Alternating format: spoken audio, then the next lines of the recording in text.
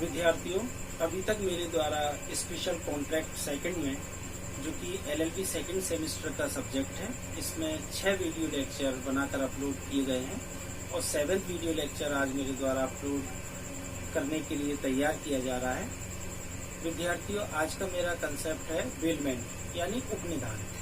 उपनिधान किसे कहते हैं, इसको समझाते हुए इसके आवश्यक तत्वों को बताइए। What is the means about to bailment and define its elements? देखिए, What is bailment?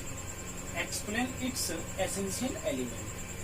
उपनिधान को समझाइए और उसके आवश्यक तत्वों को बताइए, उल्लेख कीजिए। Number first, definition of bailment. Number second, essential elements. First, definition of bailment यानी कि उपनिधान की परिभाषा। सेकंड, एसेंशियल एलिमेंट्स यानी आवश्यक तत्व कौन कौन से। Number first, delivery of position, कब्जे का परिधान करना। सेकंड, पोजीशन बाय कॉन्ट्रैक्ट, कब्जे का जो परिधान करेंगे यानी कब्जे का परिधान संविदा द्वारा। थर्ड, रिटर्न ऑफ गुड्स, परिधान में जो संपत्ति दी उसे वापस लेना। परिधान में जो संपत्ति दी उसे बताए अनुसार किसी अन्य व्यक्ति को व्यनित करना। 2 पार्टीज और 2 पक्षकारों का होना। 1 बाय 1 करके हम इसे समझने का प्रयास करते हैं। Number first, definition of bailment. Bailment होता क्या है ये जानना हमारे लिए बहुत जरूरी है। What is the means about to bailment. Bailment किसे कहते हैं?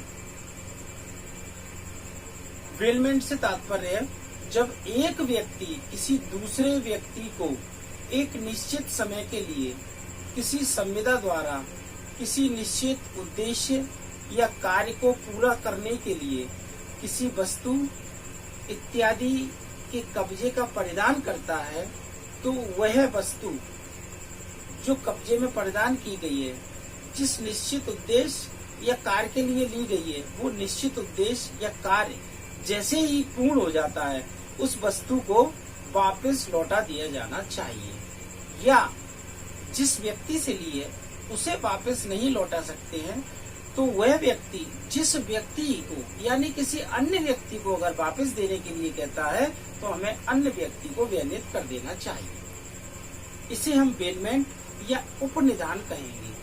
जो व्यक्ति वस्तु देता है उसे उपनिधाता और जो व्यक्ति वस्तु लेता है उसे उपनेहती कहते हैं। ठीक, और इन दोनों के बीच में जो प्रक्रिया अपनाई गई उसे बेलमेंट कहेंगे।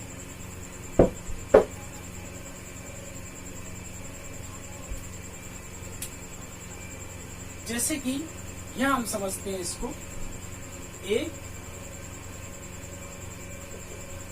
बेलर है, बी बेली है। ठीक, एक तीसरा व्यक्ति सी है, अदर पर्सन।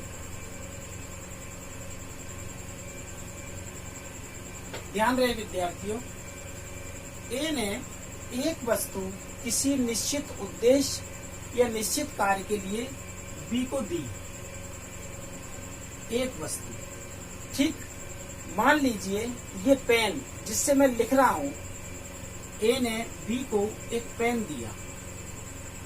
ठीक, ए ने बी को एक पेन दिया। पेन कितनी देर के लिए? जितनी देर के लिए उसे लिखना था। तो ए कौन हुआ? बेलर, देने वाला, लेने वाला बेली, यानी उपनिधाता और उपनेहती दोनों। और ये पूरी प्रोसेस क्या हुई? बेलमेंट, उपनिधान।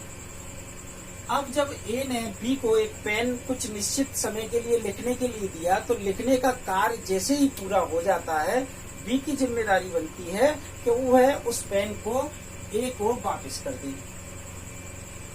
लेकिन ए जब तक चला गया, या तो हम ए को वापस कर सकते थे, लेकिन ए चला गया, तो अब हमारा कार्य क्या बनता है कि हम ए से पूछें कि बताइए इस पेन को हम किसको वापस दें।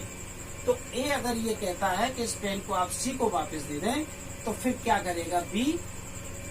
ए ने बी को जो पेन दिया था, बी उस पेन को यहाँ सी को वापस कर देगा। इसे बोलते हैं उपनिदान।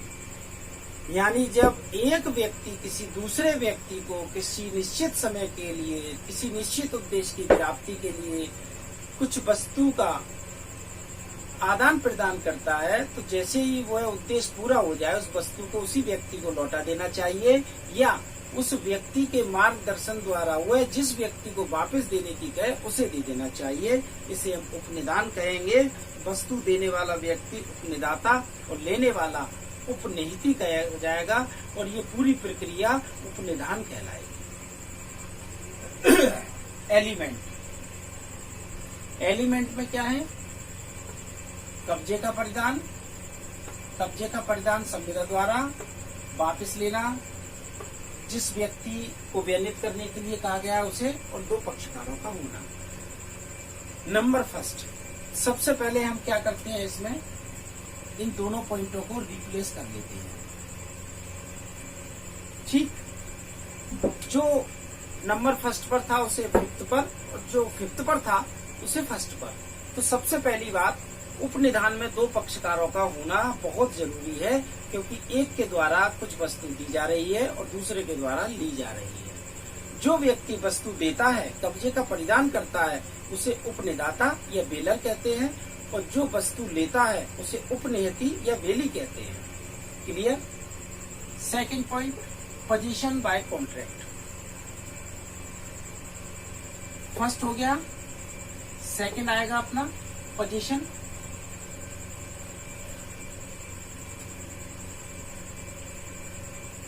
इसको यहां से हटा लेते हैं।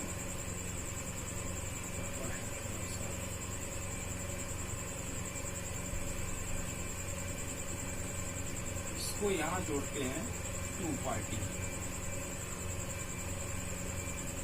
First, second, third, fourth, fifth. अब याद रखिए, फर्स्ट पर आ गया दो पक्षकार, सेकंड पर डिलीवरी ऑफ पोजीशन, थर्ड पर पोजीशन बाय कॉन्ट्रैक्ट, फोर्थ पर रिटर्न, और फिफ्थ पर dispose to goods according to direction.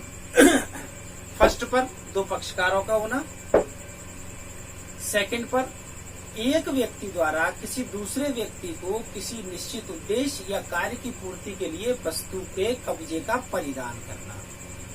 वस्तु उसे सौंप देना, उसके कब्जे में दे देना कि ये ले जाइए, आप अपना कार्य कर लीजिए, और जब आपका कार्य हो जाए मुझे वापस कर देना।